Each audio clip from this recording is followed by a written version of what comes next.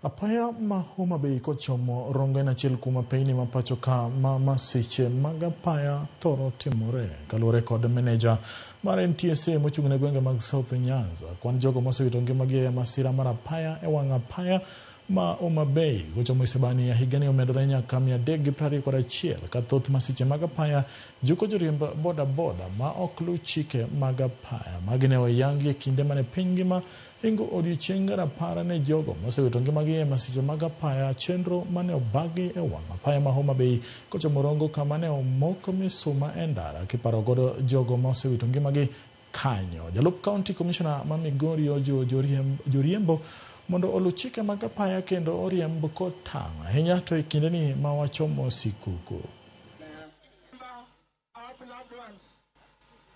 Kenya records 4,000 fatalities every year, and subsequent years the situation has been worsening, and it is very important that we take the call and we act individually and collectively to ensure that we are responsive road users, because at any given time we are different road users and we contribute to these fatalities.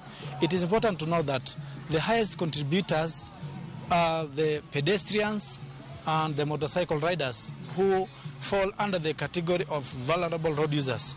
So we need to have a deliberate and coordinated intervention to ensure we come to the aid of these vulnerable road users. My appeal to the locals is that at this time we normally lose people during the festive period, during public holidays, and during weekends. That's when we get these big numbers.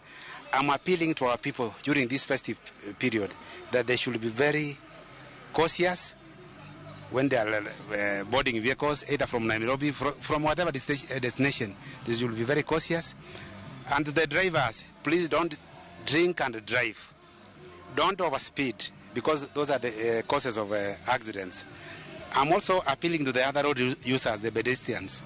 Please, let us take care of the road signs.